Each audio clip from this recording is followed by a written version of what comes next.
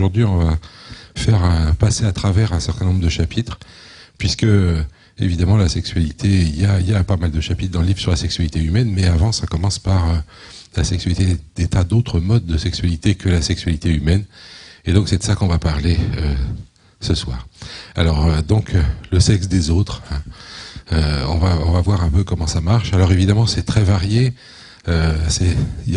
J'ai pas pu éviter un petit aspect catalogue. Alors on va quand même essayer de traiter différents chapitres. Et la première chose, c'est qu'effectivement, il y a des organismes qui nous ressemblent pas du tout. Ça, c'est un virus. Donc, les virus, ils ont une capside qui contient, qui est une coque en protéines, qui contient la molécule d'ADN et qui injecte cet ADN dans une cellule qu'ils vont infecter. Et ben eux, ils ont pas de mal à faire du sexe parce que c'est la cellule en question qui reproduit leur ADN. Eux, ils savent rien faire d'autre. Une fois que leur ADN est reproduit dans la cellule va exploser et libérer des tas de virus. Mais si deux virus parasitent la même cellule, eh bien les ADN des deux virus vont se retrouver ensemble dans la cellule et vont recombiner. Et les virus qui ressortiront de là procéderont à la fois des différents virus qui ont infecté la cellule. Donc, le sexe chez les virus, c'est tout simple, il suffit que deux virus au moins infectent la même cellule, et ça fait du sexe. Chez les bactéries, on a déjà un peu parlé la dernière fois, il y a trois modes de sexualité, en fait. Le plus typique, c'est celui-là. Donc dans cette bactérie, il y a un morceau d'ADN qui code pour la production de petits tubes protéiques qui permettent à l'ADN de cette bactérie d'aller infecter les bactéries d'à côté. Et donc cette bactérie qu'on appelle mâle va injecter son ADN aux autres et ces bactéries-là seront transformées par la bactérie précédente. Il y a d'autres manières de faire du sexe chez les bactéries. Elles peuvent passer par des virus, c'est-à-dire que l'ADN de la bactérie est récupéré par hasard par le virus et réinjecté dans la bactérie suivante. Et il y a un troisième mode qui est tout simplement quand elles se nourrissent. Elles peuvent manger de l'ADN et l'ADN peut rentrer dans leurs chromosomes. Donc c'est une sexualité très active, mais complètement au niveau moléculaire et donc pas très visuelle. Et c'est pas là-dessus que je vais insister le plus aujourd'hui. La difficulté pour comprendre le sexe des autres, c'est justement que nous, on a l'habitude d'une autre et on croit que tout doit être à peu près pareil. Et chez nous, c'est simple, il y a des hommes, il y a des femmes... Ils font ce qu'ils ont à faire ensemble. Alors, chez ces photos, je les ai prises au Louvre. Au Louvre, il y a une statue très intéressante. C'est celle-là. Cette charmante personne est allongée sur un lit, comme ça. Avant, elle était contre un mur. C'était mieux que maintenant. Maintenant, elle est au milieu d'une pièce. Et quand les gens faisaient le tour, ils avaient une surprise. Parce que autant cette personne présentait tous les attributs du sexe féminin, autant, vu de l'autre côté, elle présentait un attribut tout à fait surprenant. Et quand on regardait les visiteurs qui passaient là, eh bien, ils restaient songeurs, souvent. Ceux qui faisaient le tour, évidemment, devant la statue. Les gens sont étonnés de voir un hermaphrodite. Bien sûr, c'est surprenant chez un humain, mais il faut bien comprendre que c'est surprenant que chez les humains, enfin, ou que chez les mammifères. Chez les plantes, par exemple, c'est la règle. Les plantes, c'est bien la forme normale d'une fleur, c'est d'être hermaphrodite. Elle est hermaphrodite, ça veut dire qu'elle a à la fois des organes mâles qui produisent du pollen et des organes femelles, là il est en train de se développer, qui vont recevoir le pollen des autres fleurs et donc féconder la fleur qui produira des graines. Donc la fleur produit à la fois du pollen qui lui-même produit des spermatozoïdes et puis des ovules qui vont produire des graines. Chez certaines plantes comme le thym, ça c'est des fleurs de thym, eh bien il existe en plus de ces individus hermaphrodites, des individus qui ne possèdent pas, qui ne produisent pas de pollen. Alors, si on était chez les humains, on trouverait ça normal, on appellerait ça une femelle. Mais chez le thym, évidemment, c'est pas normal, puisque la norme, c'est d'être hermaphrodite. Alors, ces individus-là, souvent, on les appelle pas des femelles, on les appelle des mâles stériles. C'est une drôle d'appellation, hein. C'est pour dire que c'est des hermaphrodites. Oui, pour un botaniste, un individu femelle, c'est un individu mutilé, à qui il manque quelque chose, il lui manque la fonction mâle. Et là, ce qui est remarquable chez le thym, c'est que ces deux types d'individus, là j'ai rapproché la fleur d'un hermaphrodite avec un ensemble de fleurs de femelles, et bien ces deux individus coexistent en proportion très variable dans les populations. Si vous vous promenez dans la garrigue méditerranéenne un jour, et que le thym est en fleur, il faut que ça soit en mai, maintenant quoi, eh bien vous verrez effectivement des pieds femelles et des pieds hermaphrodites sont très faciles à reconnaître puisque ça fait quand même une grosse différence. Et la proportion de femelles varie de 5 à 95% selon les populations. C'est une sombre histoire de bagarre entre gènes. Il y en a qui veulent fabriquer du pollen, d'autres pas. Qui explique ça. On a réglé ce problème dans les années 80. Mais là, c'est pas le jour de vous raconter ça. Ça sera un peu trop long et un peu trop compliqué. Sachez juste que chez les plantes, donc, le sexe est fondé sur l'hermaphrodisme, mais qu'il y a aussi de temps en temps des individus femelles et que quand il y en a, il peut y en avoir beaucoup. Voilà. tout ça a été, les premières études fortes sur ce sujet chez les plantes ont été réalisées par Darwin dans 2 livres extrêmement célèbres dans lesquels il étudie la fécondation chez les plantes et où il montre des choses qui peuvent paraître surprenantes. Ah bah excusez-moi, voilà. Chez les primevères, par exemple, eh bien, il y a 2 types d'individus. Il y a des individus comme celui-là qui sont... alors ils sont tous hermaphrodites. Hein. Seulement, il y en a qui ont envoyé des étamines courtes, c'est-à-dire que les étamines le pollen est produit ici, et un style long, c'est-à-dire que la réception du pollen se produit ici. Le résultat, c'est que quand une abeille rentre dans la fleur pour boire le nectar, eh bien, elle va s'enduire la tête de pollen et éventuellement décharger le pollen qu'elle a sur le ventre, ici. Et l'autre type de fleurs, eh bien, c'est celle-là. Elles ont en revanche un style court et des étamines longues. Ce qui fait que quand une étamine rentre là-dedans, elle dépose ici le pollen qu'elle a sur la tête et elle se charge en pollen au niveau de l'abdomen. Vous voyez que ces 2 types d'individus sont faits pour se croiser. Et d'ailleurs, ils ne peuvent pas se croiser à l'intérieur d'un groupe. C'est-à-dire que ces individus-là, tous les individus qui ont des fleurs à style long, comme celui-là, ne peuvent pas se croiser entre eux. Ça ne marche pas. Même si vous mettez le pollen vous-même, ça ne marchera pas. Ceux-là non plus. Seuls les croisements entre les 2 types sont autorisés. C'est-à-dire qu'en fait, chez ces plantes, il y a 2 sexes. Mais ils sont tous les 2 hermaphrodites. Ça va? Vous voyez que c'est pas comme chez nous. Hein.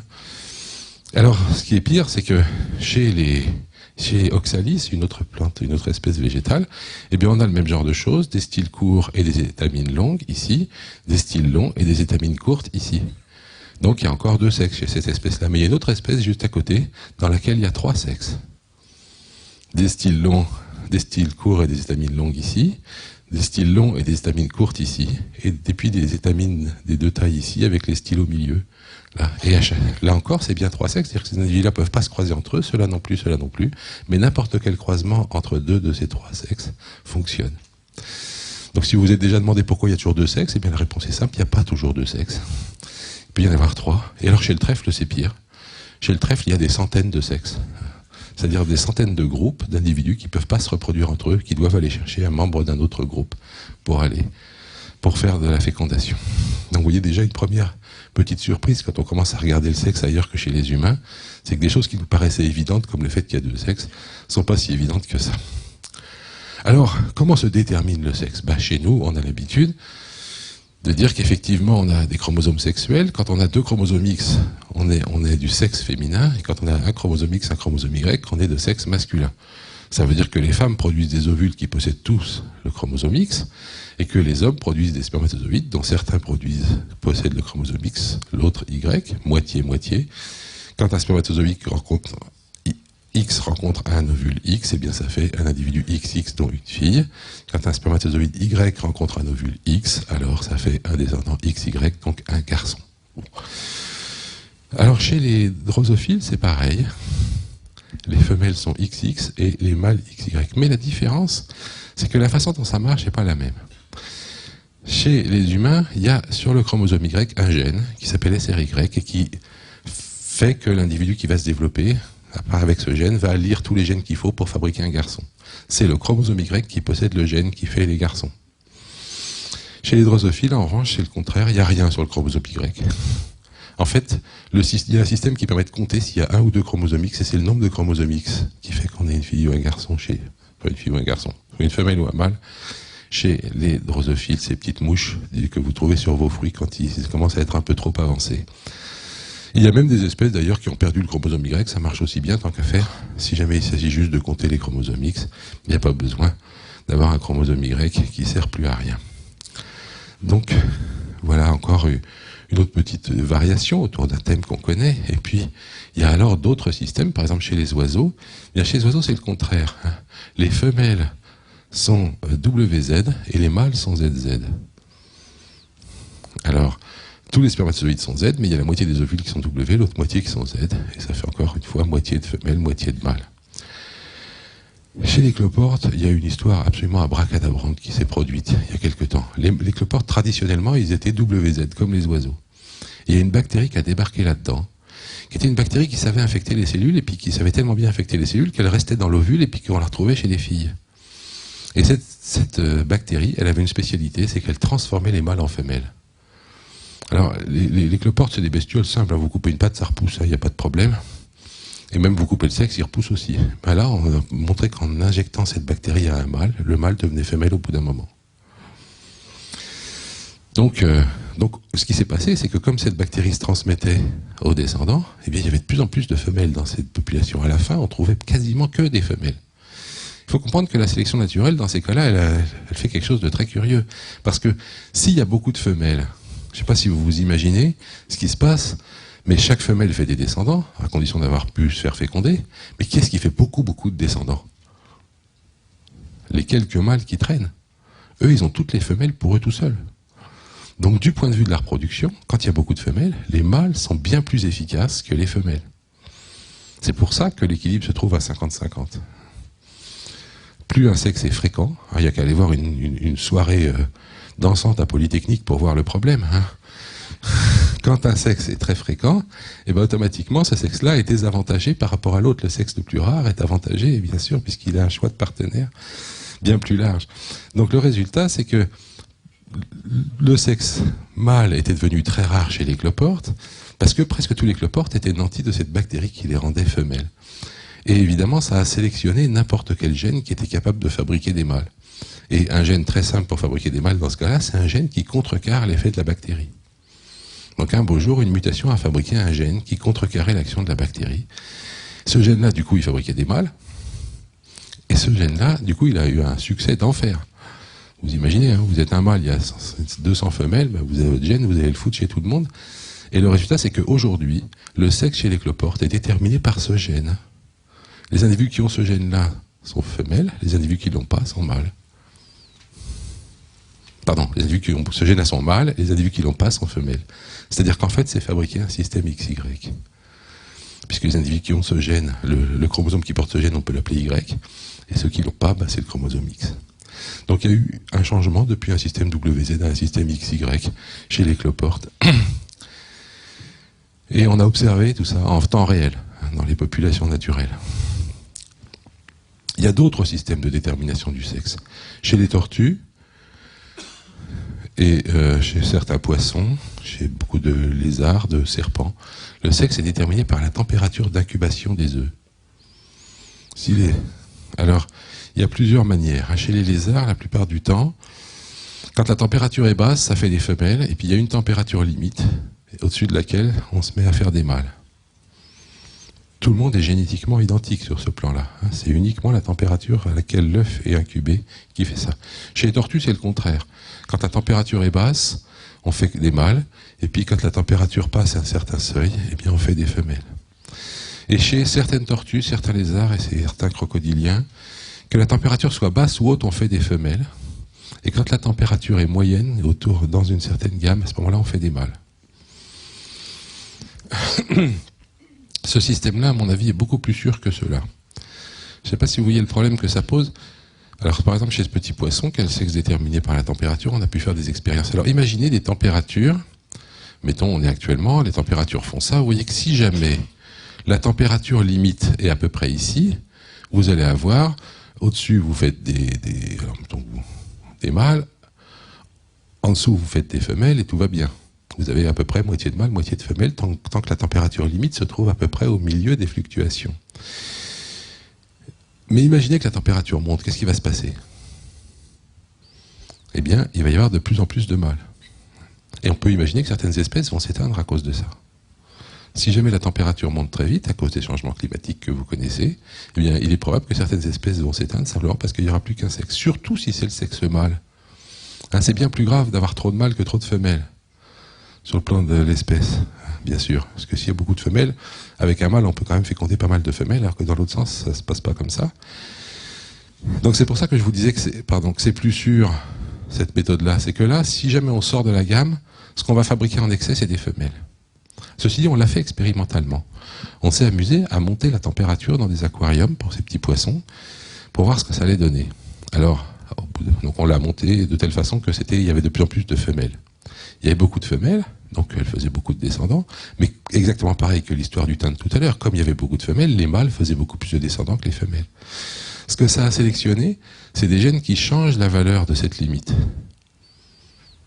Si jamais la température monte, en fait, ça crée une sélection pour monter la température limite. de manière à rétablir la proportion 50-50 de mâles et de femelles. Donc c'est ce qu'on a observé expérimentalement. Le tout, c'est que ça aille suffisamment lentement. Si ça va trop vite, eh bien, la sélection n'a pas le temps de faire ce travail et on n'a plus qu'un seul sexe et l'espèce s'éteint. Donc détermination par des chromosomes, détermination par la température, détermination dans certains cas par le comportement même de la mère. Chez des insectes qu'on appelle les hyménoptères, là, les descendants sont tous fabriqués par la reine.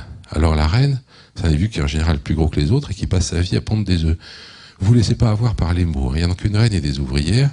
À voir comme ça, on dirait que la reine a la vie de château et que les ouvrières travaillent comme des malades. C'est vrai que les ouvrières travaillent comme des malades, mais alors la reine, c'est presque pire. Elle pond tout le temps. Elle n'a rien d'autre à faire. Elle pond des œufs et puis point barre. Et les ouvrières vont s'occuper des œufs, etc., etc. Alors c'est tout des femelles, tout ça. Et c'est les filles de la reine qui, en fait, vont élever leurs sœurs toute leur vie. Ce qui est intéressant, c'est que la façon dont se détermine le sexe dans ces espèces, eh bien, c'est assez simple, en fait. La reine produit un ovule, comme n'importe quelle femelle qui se respecte, et elle possède des spermatozoïdes. Alors, chez les insectes, les spermatozoïdes sont beaucoup plus solides que chez nous. Une reine fécondée une fois va pouvoir utiliser ses spermatozoïdes pendant des mois. Vous imaginez un peu la catastrophe si c'était comme ça chez nous. Et alors, donc le résultat, c'est que quand elle pond un œuf, eh bien, elle a un ovule, elle a des spermatozoïdes dans une poche qu'on appelle la spermathèque, et elle peut mettre des spermatozoïdes sur l'ovule et féconder l'ovule ou ne pas le faire. Si elle le fait, il y aura un ovule à spermatozoïde, ça fera un descendant et ça sera une femelle. Si elle ne le fait pas, eh bien l'ovule va être tout seul et il va se développer quand même, et ça fera un mâle. Les mâles ont 2 fois moins de chromosomes que les femelles chez ces bêtes-là, puisqu'ils sont directement issus d'un ovule de leur mère. Ils n'ont pas de père. Les mâles sont des clones d'un ovule de leur mère. L'Oedipe chez les hyménoptères, c'est quelque chose de terrible. Enfin bon. C'est pareil chez les fourmis. Vous avez une reine donc avec ses ouvrières. Et même chose, donc les mâles produits sont haploïdes, on dit, c'est-à-dire moitié de chromosomes par rapport aux femelles. Donc c'est la reine qui décide de la proportion de fils et de filles qu'elle fait. Alors c'est la reine qui déciderait en fait. Et on peut faire des calculs compliqués pour voir comment la sélection naturelle va optimiser la reproduction de la reine en fonction de la proportion de fils et de filles qu'elle fait. Et on a découvert à cette occasion des conflits dans les fourmilières et dans les ruches. Parce que l'optimum du point de vue de la reine, c'est pas nécessairement le même que l'optimum du point de vue des ouvrières. Or, c'est les ouvrières qui élèvent les petits. Alors ce qui se passe, c'est que si la reine fait des trucs qui ne plaisent pas aux ouvrières, les ouvrières tuent les individus de façon à revenir à la proportion des sexes qui est la meilleure pour elles. On a appelé ça le conflit parent-enfant, parent-offspring conflict.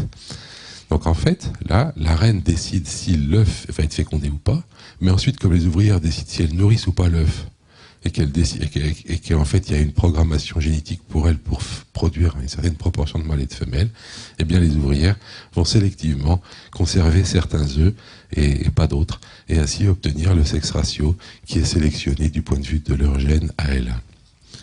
Donc voilà le déterminisme de la proportion des sexes chez les hyménoptères.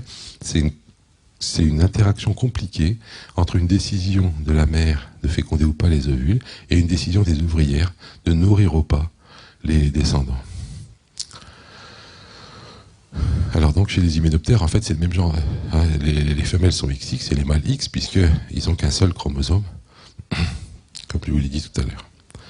Chez d'autres insectes, on retrouve la même chose que chez les oiseaux, des mâles WW et des femelles WZ. C'est le cas par exemple chez les papillons.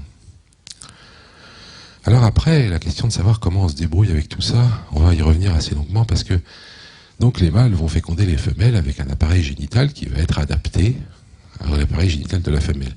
Chez les insectes, l'appareil génital est devenu extrêmement complexe. Dans certains cas, c'est le cas par exemple chez une classe d'insectes qu'on appelle les hémiptères.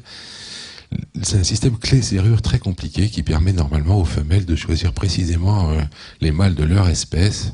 Ce système est devenu tellement compliqué que chez les punaises, par exemple, chez les petites bêtes que vous n'avez pas envie d'avoir dans votre lit, eh bien c'est devenu tellement compliqué que les mâles en ont eu marre. Ils ont fait autrement. Ils ont décidé qu'ils faisaient un trou dans la femelle et ils injectent le spermatozoïde n'importe où. Et le spermatozoïde se débrouille tout seul pour aller rejoindre les ovules là où ils sont. Alors c'est même intéressant parce que du coup les mâles ne se donnent même plus le mal de reconnaître les mâles des femelles. Quand ils voient une autre punaise, paf, ils font un trou, ils foutent les spermatodes dedans. Si c'est une femelle, c'est bon. Si c'est une femelle, ben, les spermatodes vont avec les spermatodes de l'autre mâle et quand il fécondera une autre femelle, eh ben ça marchera. Donc un mâle peut très bien avoir des descendants parce qu'il a fichu ses spermatozoïdes dans un autre mâle et que l'autre mâle les a transmis à une femelle. Vous voyez, hein, c'est quand même bien. Hein. Pensez si c'était comme ça chez nous aussi. Enfin bon. Voilà. Bon, alors, je vous ai parlé d'hermaphrodisme et puis de mâle et de femelle, donc il y a des choses un peu intermédiaires. Par exemple, les escargots, généralement, sont hermaphrodites. Mais il y en a qui changent de sexe, en fait. Donc, ce qu'on appelle l'hermaphrodisme séquentiel. Ces escargots-là, ils s'empilent les uns sur les autres et ils bougent plus jamais. On les appelle des crépidules. Et en fait, ils commencent par être mâles quand ils sont jeunes. Et puis, ensuite, ils deviennent femelles quand ils sont gros. En fait, c'est assez logique, si vous y pensez. La femelle, pour faire des petits, elle a besoin de beaucoup de ressources, ça coûte cher de faire des petits, donc il faut plutôt des grosses femelles. Hein. Alors que pour faire des spermatozoïdes, franchement, il n'y a pas besoin d'un très gros machin. Donc, c'est bien plus logique de faire qu'un individu qui croît toute sa vie, eh bien, au début, il est mâle, à la fin, il est femelle. Donc, vous voyez que le plus vieux, il est mort, bon. Il a été mâle au début, il était tout seul, ça devait être triste pour lui, mais après il est devenu femelle, et puis il y a celui-là qui est venu s'installer sur lui et qui était mâle, qui l'a fécondé. Et puis ensuite, eh bien, une fois que cet individu-là est devenu assez vieux, il est devenu femelle. Mais au-dessus de lui, se sont placés des individus mâles. Alors il y en a qui sont dans des phases un peu intermédiaires où ils sont encore hermaphrodites, et puis oui, les petits jeunes sont mâles. Donc au cours du temps, l'individu passe de mâle à femelle. Les jeunes sont là, les vieux sont là. Et ça permet d'optimiser les ressources. Alors tout ça a été longuement discuté par Darwin dans un livre qui s'appelle L'ascendance de l'homme et la sélection en relation avec le sexe. C'est le livre dans lequel il affirme que l'homme est un singe, d'une part, et d'autre part, dans lequel il discute de tous ces problèmes de sélection liés au sexe. Parce que il a appelé ça sélection sexuelle. J'en ai dit 2 mots la semaine dernière, mais je vais y revenir un peu plus cette semaine.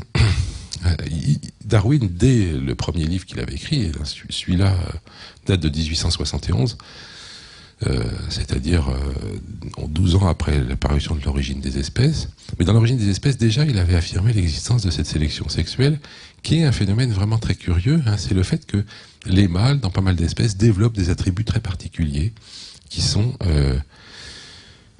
manifestement destinés seulement au fait de s'approprier les femelles. Alors, il y en a de 2 sortes. D'une part, il y a des armes qui permettent de se battre entre mâles pour gagner un combat et obtenir des femelles.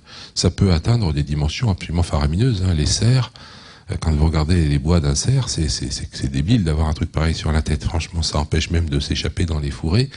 Et ce que Darwin remarque, c'est que ces trucs-là sont en général négatifs sur le plan de la sélection naturelle. La sélection sexuelle joue contre la sélection naturelle. Les bois des cerfs, c'est pas bon tant qu'on n'est pas en train de se battre avec un autre cerf.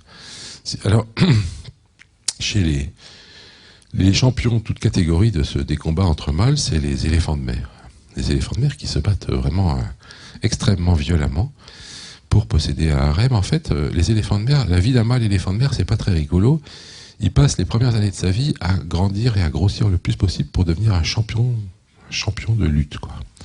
Une fois qu'il est assez grand, il commence à se battre avec les autres mâles pour obtenir des femelles. En général, au début, ça marche pas. Puis le jour où il est devenu assez fort, alors il va pouvoir avoir un harem. Mais ça peut être un gros harem. Ça peut être 200 femelles, quoi. Et une fois qu'il a... Alors, vous voyez, le résultat, c'est que les mâles et les femelles sont assez différents. Hein. Alors d'abord, il y a ça qui sert dans les combats, et puis aussi peut-être que ça plaît aux femelles, ça on sait pas bien. Hein. Parce que les femelles ont des drôles de goût, on y reviendra. Et puis vous voyez, une femelle, c'est beaucoup plus petit chez les éléphants de mer, elles n'ont pas besoin de se battre. Hein. Et le mâle ne sert qu'une fois. Hein. C'est parce que l'année où il va avoir ses 200 femelles, voilà une plage avec un harem et le mâle dominant. Hein. Alors parfois, il en tolère un autre sur les côtés, puis il y en a toujours plein autour qui espèrent arriver à féconder une femelle si jamais le grand mâle ne voit pas. Et donc le grand mâle va passer toute l'année, enfin toute la saison de reproduction, à chasser les petits mâles. Il lui arrive même d'écrabouiller un peu ses enfants en allant faire ça, mais globalement, et donc il est absolument épuisé à la fin de la saison, c'est fini pour lui, on ne le reverra plus jamais. Donc là, on a une sélection sexuelle qui va favoriser des tailles très très grandes et du coup d'ailleurs des mobilités réduites, etc. Mais parce que les combats entre mâles sont essentiels. Un mâle qui ne devient pas très très gros, il n'a aucune chance de pratiquement jamais faire des descendants. Ça, c'est la sélection, c'est le premier type de sélection sexuelle. En général, quand dans une espèce on trouve que les mâles sont plus grands que les femelles, on pense que c'est ça la raison. Chez les gorilles, chez un certain nombre d'autres espèces, on va trouver que les mâles sont plus forts que les femelles et on pense que c'est parce qu'ils se battent entre eux. Il y a un problème particulier avec l'espèce humaine sur ce plan-là, parce que ça fait belle lurette que les mâles les plus gros n'ont pas plus de descendants que les autres. Et donc la question de savoir pourquoi les mâles sont plus grands que les femelles chez nous est une question compliquée. On pourra en reparler après si vous voulez, mais voilà. Alors l'autre type de sélection sexuelle, c'est plutôt dans le genre esthétique, mais esthétique du point de vue des femelles. On n'est pas obligé d'être d'accord avec elles. Donc les pans, ça a été le premier exemple qui a été pris, cette queue tout à fait extraordinaire, catastrophique du point de vue de la sélection naturelle, puisqu'évidemment une queue aussi grande que ça, c'est un très bon moyen pour se faire attraper par les prédateurs, et pour courir moins vite, mais ça plaît aux femelles. Alors on a fait des manips dans lesquelles on coupait les queues des pans, et du coup les femelles n'en voulaient plus, et où on remettait les plumes qu'on avait coupées à un autre pan, et du coup les femelles voulaient toutes celui-là. Donc manifestement, plus les plumes de la queue sont grandes, plus les femelles sont attirées vers le mâle, et la seule limite qui est, c'est le moment où la sélection naturelle vous voyez qu'il y a un équilibre entre la sélection naturelle et la sélection sexuelle. C'est-à-dire que si la queue est vraiment trop longue, le mâle il va se faire bouffer tout de suite, donc ça marche pas. Et si la queue est trop courte, les femelles n'en veulent pas. Donc il y a un équilibre à trouver, et l'évolution a trouvé cet équilibre-là qui est déjà pas mal. Chez les nasiques, les femelles trouvent ça absolument séduisant. Voilà, bon, chacun ses goûts. Et donc voilà, si ces pauvres singes sont affublés d'un nez pareil, c'est parce que les femelles n'acceptent pas un singe qui est un mâle qui n'est pas un nez comme ça. Chez les frégates, eh bien pour séduire une femelle, il faut pouvoir exhiber ses poches rouges en dessous du bec, sinon les femelles n'en veulent pas. Chez les lézards, vous allez trouver d'autres genres d'attributs du même style.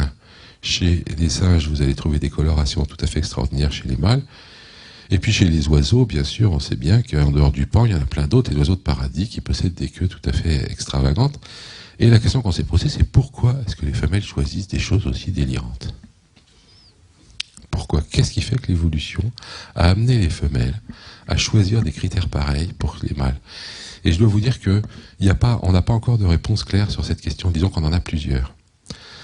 La première chose qu'on a comprise, c'est que quand un mâle possède des attributs particuliers, si les femelles trouvent ça bien, on va faire simple, on va faire un petit modèle très simple.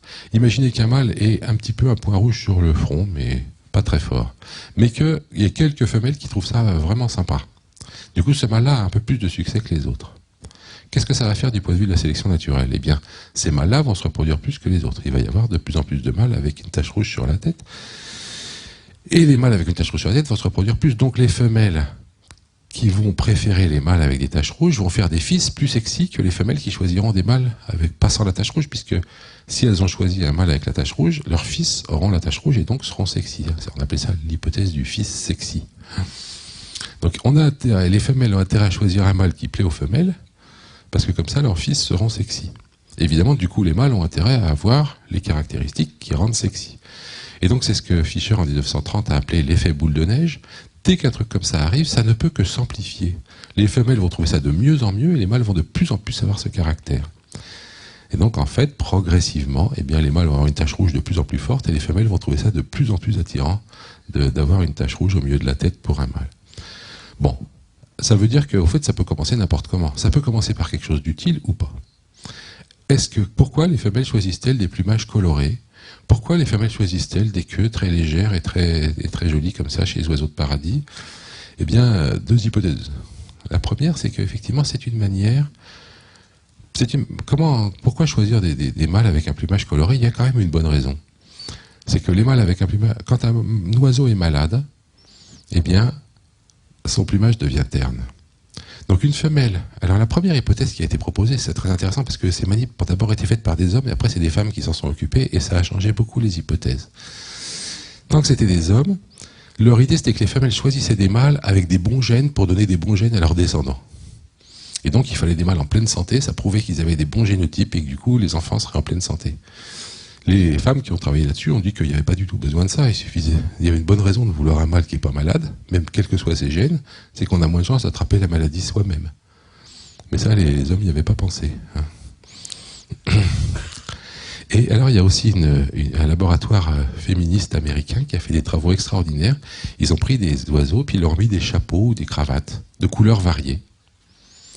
Et les femelles ont choisi.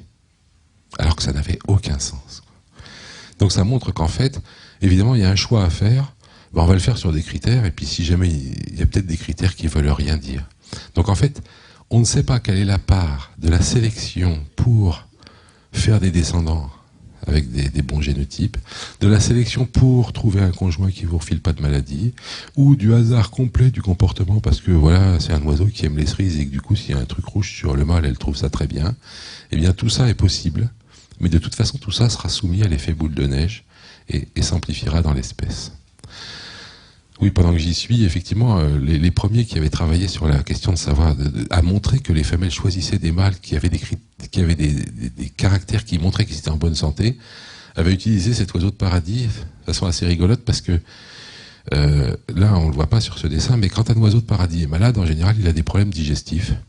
Et il y a des fuites constantes qui sortent à l'arrière, là, et les plumes de la queue sont toutes dégoûtantes, pleines de guano, et du coup, là, les femelles ne trouvent pas ça joli du tout. Donc avoir une jolie plume comme ça en bas, c'est une manière de montrer qu'on a une digestion qui fonctionne bien. Bon. Voilà, alors la sexualité des êtres non humains, ça produit toute une série de variations comme ça. Il y a des choix. Alors, quelle est la part? Comme aujourd'hui, je ne parle pas des humains, enfin, ou très peu. Je ne vous dirai pas ce qui se passe chez les humains du point de vue de la sélection sexuelle, mais comment les femelles choisissent-elles les mâles? Y a-t-il des préférences d'ordre biologique, des phéromones, etc. Tout ça, ça fait partie de champs de recherche qui existent. Maintenant, ce que je voudrais vous montrer, c'est comment la sexualité de deux espèces peuvent être totalement imbriquées l'une avec l'autre. Et pour ça, je voudrais vous parler d'une classe de plantes qui s'appelle les ficus. Alors, vous avez sûrement déjà vu des ficus dans un appartement. Ce que vous ne savez peut-être pas, c'est que ficus, c'est le nom latin pour figuier. Et que donc, un ficus, c'est un figuier. Mais il y a 800 espèces de ficus, dont une est le figuier dont on mange des figues, et les 799 autres sont d'autres ficus. Par exemple, le ficus religiosa, sous lequel Bouddha aimait à méditer. Le caoutchouc, c'est un ficus elastica. Le ficus benjamina, vous le connaissez. Il y a des banians, des très grands arbres. Les ficus sont des drôles de plantes parce que ils sont originaires de la forêt tropicale. Et dans la forêt tropicale, le problème, c'est qu'en bas, il n'y a pas assez de lumière. Donc, ils vont germer en haut des autres arbres. Et ensuite, ils poussent vers le bas. Ils poussent vers le bas, vous voyez, comme ça, ils vont faire des lianes qui vont descendre le long de l'arbre, et puis progressivement, ils vont enserrer l'arbre autour duquel en haut duquel ils sont nés, dans une étreinte mortelle. Ils vont progressivement l'étouffer, et à la fin, il ne restera plus que le ficus. L'arbre qui était au milieu a disparu, il est mort. Donc on part d'en haut et on descend vers le bas. Bon, si jamais le support tombe avant, tant pis, le ficus meurt avec. Mais ce qu'il y a d'important, c'est que des ficus, du coup, il y en a un peu partout dans la forêt tropicale, il y en a très peu. Et il faut qu'ils arrivent à trimballer leur pollen de l'un à l'autre pour arriver à faire du sexe.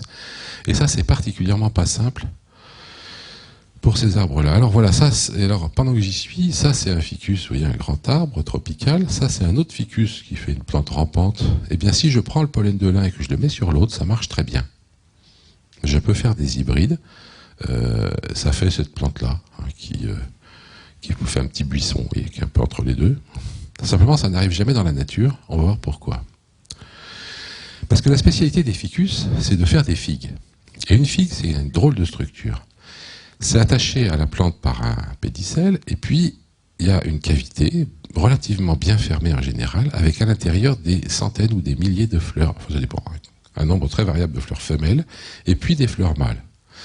Et cette fois-ci, c'est encore hermaphrodite, sauf que ce coup-là, c'est pas chaque fleur qui est hermaphrodite, c'est certaines fleurs qui sont femelles et d'autres qui sont mâles.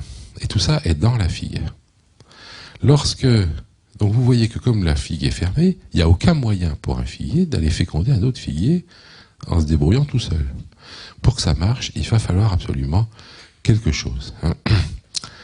Les figuiers appartiennent à la famille des moracées. Alors les moracées, c'est une famille qui, vous voyez, qui a une structure de base comme ça, avec des fleurs femelles qui sont toutes bêtes, vous voyez, un ovule et puis un stigmate qui va aller chercher le pollen, et puis des fleurs femelles qui sont toutes bêtes, c'est juste une étamine qui produit du pollen. Mais cette structure-là, ça c'est un Dorstenia, donc elle est très plastique, et elle peut se replier, soit en s'étirant vers le haut, c'est-à-dire cette partie-là remonte là, évolutivement, hein, et à ce moment-là, vous obtenez les fleurs tout autour, et ça fabrique une mûre. Les moracées, la famille des moracées, il y a les mûres dedans. Mais le plateau peut aussi, au contraire, s'invaginer dans l'autre sens, et à ce moment-là, fabriquer une figue. La figue, c'est donc un plateau avec les fleurs, mais refermé sur lui-même. Alors voilà une petite figue très très simple, vous voyez, avec 2 fleurs femelles et 2 fleurs mâles. Bon. Là, le nombre de formes de figues est très très varié. Je vous en montre quelques-unes pour que vous voyez que les ficus se sont donné beaucoup de mal pour faire plein de formes différentes, mais toujours cette inflorescence particulière qui est la figue. Mais tout ça ne marche que grâce au fait qu'il y a des insectes qui vivent exclusivement dans les figues, qui peuvent vivre à l'extérieur, mais pas plus de 2-3 jours. Ces insectes sont très spéciaux. Ils ont des antennes particulières qui vont leur permettre de détecter les figues à très longue distance au moment où elles sont prêtes à les recevoir, parce que la figue est réceptive pour les insectes que quelques jours dans l'année. Donc ces antennes sont très importantes. Les ailes donc, vont permettre à l'insecte évidemment de voler jusqu'à la figue en question, mais ces antennes et ces ailes ont une particularité, on va voir tout à l'heure, c'est qu'ils sont décrochables. Il faut pouvoir s'en débarrasser. Ensuite, ils ont des mandibules très spéciales qui vont leur servir à rentrer dans la figue. Pour rentrer dans la figue, l'insecte est obligé d'introduire sa tête et de se tirer à l'aide des mandibules pour arriver à rentrer. Les pattes, elles sont dehors. Et donc les mandibules ont une forme adaptée à la forme de l'ouverture de la figue. Voilà, donc ces mandibules. Les pattes ont des petits crochets pour pouvoir ensuite faire du crawl à l'intérieur du passage pour entrer dans la figue. Et là, il y a des choses extraordinaires, c'est des poches à pollen. Ils ont des poches dans lesquelles ils mettent du pollen et dont ils le ressortent ensuite. On verra ça tout à l'heure. Et puis ensuite, pattes arrière, même chose. Voilà ces insectes très spéciaux. Il y a 800 espèces d'insectes, une pour chaque espèce de ficus. Et c'est pour ça, d'ailleurs, je vous disais tout à l'heure que les 2 arbres, ils pouvaient très bien se croiser et qu'ils ne se croisent pas en réalité, c'est que l'insecte qui est dans l'un et l'insecte qui est dans l'autre ne se trompent jamais, eux. Donc la sexualité du figuier dépend de l'insecte, et on va voir à quel point. Alors vous êtes habitué à ce qu'on vous dise que la sexualité des plantes dépend des abeilles, mais là c'est encore plus précis. Donc lorsqu'une figue est réceptive, les insectes vont rentrer dedans, et pour rentrer dedans, eh bien, ils vont entrer leurs mandibules, se tirer progressivement à l'intérieur de la figue, larguer leurs ailes et leurs antennes dehors, parce que ça passerait pas. Et voilà, vous voyez les ailes qui restent, hein, l'insecte est rentré. Et progressivement entrer dans la figue. L'insecte arrive sans ses antennes, sans ses ailes à l'intérieur de la figue, et là il trouve des fleurs femelles et des fleurs mâles. Les fleurs femelles sont prêtes, les fleurs mâles sont même pas encore, elles n'ont pas commencé à faire du pollen. Et l'insecte va aller sur les fleurs femelles et va pondre ses œufs dans les fleurs femelles.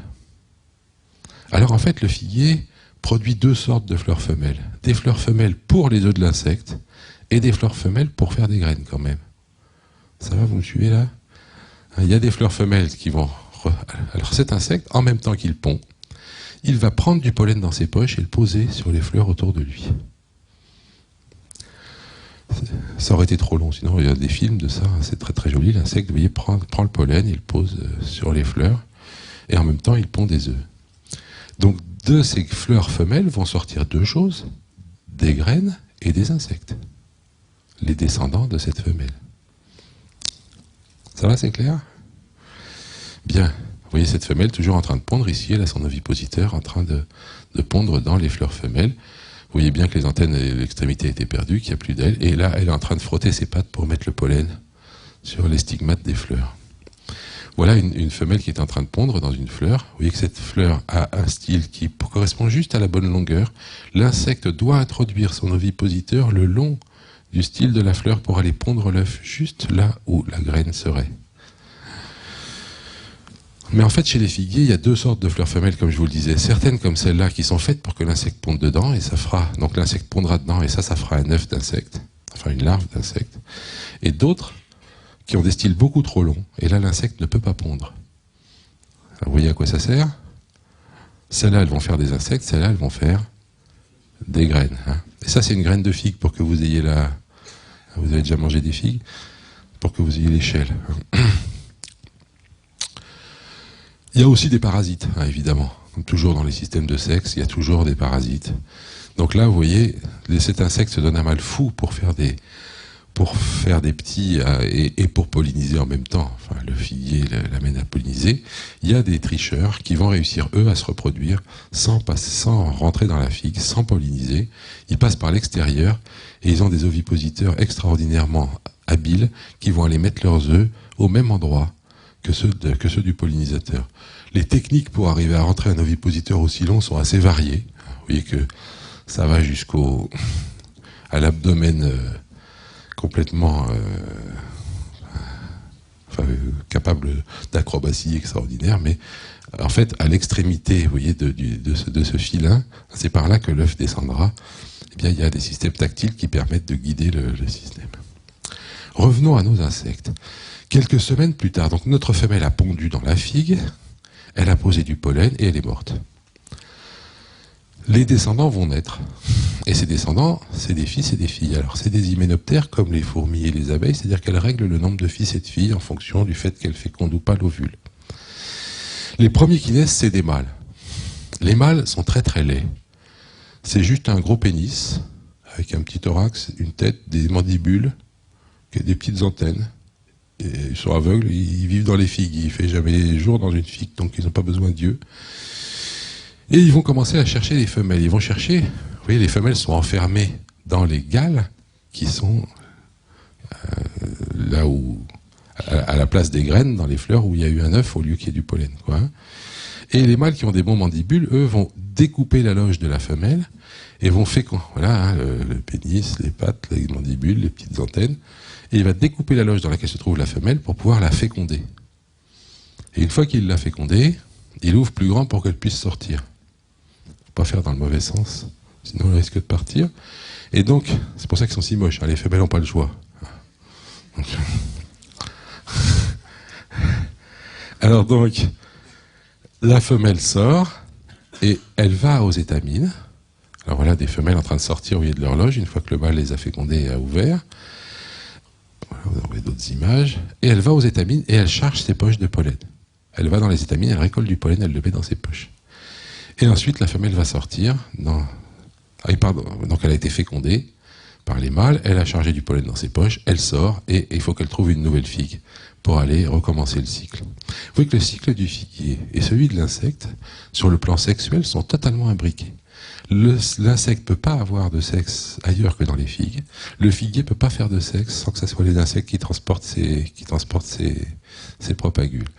Les deux espèces ont maintenant des sexes qui sont totalement dépendants l'un de l'autre. C'est une des symbioses célèbres du monde vivant. Aucune des deux espèces ne peut vivre sans l'autre. Et c'est particulièrement donc au niveau de la sexualité que se fait cette différence.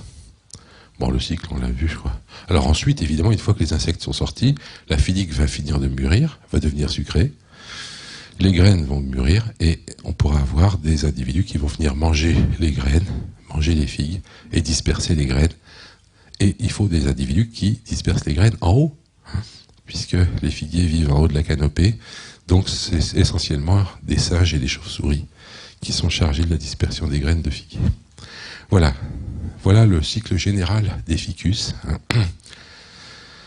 Bon, si vous avez des questions, on en reparlera après. Alors voilà, je voudrais vous dire que la sexualité hors du monde humain est une sexualité, vous voyez, qui peut prendre des allures extraordinairement compliquées, où l'insecte et la plante doivent interagir, etc. Et puis, il y a des cas, donc il y a des hermaphrodismes, des mâles, des femelles, etc. Alors on se raconte souvent des histoires d'épinal. Les escargots, par exemple, ces images sont célèbres, on se dit quand même qu'est-ce qu'ils sont mignons, on voit qu'ils s'aiment et tout. En fait, il ne faut pas s'y tromper, les escargots possèdent un dard qui est un petit truc osseux, avec un espèce de ressort derrière, qui vont projeter dans l'autre, Avant, on croyait que c'était de l'amour un peu vache, mais quand même, parce que c'était leur servait à se serrer l'un contre l'autre. Moi, c'est ce qu'on m'avait dit quand j'étais étudiant. Maintenant, on a compris que c'est pas tout à fait ça. C'est un peu moins drôle. On s'est rendu compte en disséquant bien des escargots qu'il y avait une glande juste à côté du dard. Et en fait, cette glande produit des hormones, et le dard est enduit d'un mucus qui contient ces hormones. Des chercheurs facétieux se sont amusés à enlever le dard des escargots, et quand ils s'accouplaient quand même, à mettre une petite piqûre, soit avec de l'eau salée, soit avec le mucus en question. Et ils ont constaté que quand ils mettaient le mucus, l'escargot qui avait été injecté avec le mucus produisait 2 fois plus d'œufs que si jamais il n'y avait pas le mucus. Donc en fait, ce que font chacun des 2 escargots, c'est d'essayer d'induire chez l'autre le fait de faire plus d'œufs pour que ces spermatozoïdes produisent plus de descendants. Le problème, c'est que ce dard, ils visent mal les escargots, ils en foutent partout. Alors là, vous voyez, ça commence. Bon. Paf, là, celui-là, il s'est fait complètement trouer par le dard de l'autre. Hein. Voilà, là, vous en avez un autre morceau. Voilà. Hein, ça, c'est le dard qui ressort de l'autre côté de l'autre escargot. Ah, vous voyez que c'est pas de la rigolade, hein, l'accouplement des escargots, ça fait mal, quoi. Voilà, bon, d'autres trucs qui font mal, on connaît tous, hein, les menthes religieuses. Alors, les menthes religieuses, dans la nature, ça, c'est pas à tous les coups qu'elles mangent le mal, hein, quand même, rassurez-vous. Mais enfin, c'est vrai que quand elles le mangent, elles commencent par la tête. En fait, il y a une bonne raison à ça, on verra, parce que il y a pas mal d'espèces chez lesquelles le mâle risque fort de se faire manger quand il rencontre la femelle. Et c'est vrai, par exemple, chez les araignées. Et ça, celle-là, on voit bien. Hein. Parce que, en fait, les mâles, ça les gêne pas pour copuler depuis avoir de tête, au contraire. Hein. Alors, je sais pas si ça a à voir avec le fait que la pendaison chez les humains provoque souvent une éjaculation, mais il y a chez certaines araignées un comportement assez extraordinaire où la femelle va manger. Les femelles sont beaucoup plus grosses que les mâles. Or, chez les araignées, on s'approche jamais d'une autre araignée plus grosse que soi, parce qu'on est sûr de se faire bouffer. Donc la plupart des araignées, d'ailleurs quand une araignée arrive sur la toile d'une autre araignée, elle va essayer d'estimer son poids. Et pour ce faire, elle secoue la toile. Vous avez peut-être déjà vu ça, quand vous touchez une toile d'araignée, l'araignée se met à secouer la toile. C'est pour mesurer le poids de l'autre. Par la réaction de la toile, elle va avoir une estimation du poids de l'autre. Si l'autre est plus lourde, elle s'en va. Si l'autre est plus légère, elle lui fonce dessus. Mais au moment de l'accouplement, évidemment, il se passe quelque chose de spécial. C'est qu'il y a une grosse femelle et un petit mâle. Et le petit mâle, faut qu'il y aille. Alors, il y a une espèce qui me plaît beaucoup. Parce que le mâle est poussé vers la femelle par ses glandes sexuelles. Mais son cerveau lui dit de ne pas y aller. Donc, au bout d'un moment, il est bloqué. Les 2 forces s'équilibrent. Le cerveau lui dit non. Les gonades lui disent oui, il est là, tac, il attend. Et là, c'est très simple. La femelle arrive, elle lui coupe la tête. Et il n'y a plus que les gonades et il copule et tout va bien. Oui. Chez d'autres espèces d'araignées, les mâles ont trouvé un truc. C'est de distraire la femelle pendant ce temps-là, de manière à avoir le temps de se barrer. Alors, ils attrapent un petit insecte et ils l'empaquettent très soigneusement dans de la toile. Et ils font un beau paquet. Hein. Plus le paquet est beau, mieux c'est, parce qu'il faut qu'il soit gros même, avec beaucoup de tours autour. Donc ils arrivent, ils offrent ça à la femelle commence à ouvrir le paquet, ça lui prend du temps. Pendant ce temps-là, le mâle fait ce qu'il a à faire, et il doit partir vite avant qu'elle ait fini d'ouvrir le paquet et de manger ce qu'il y a dedans. Si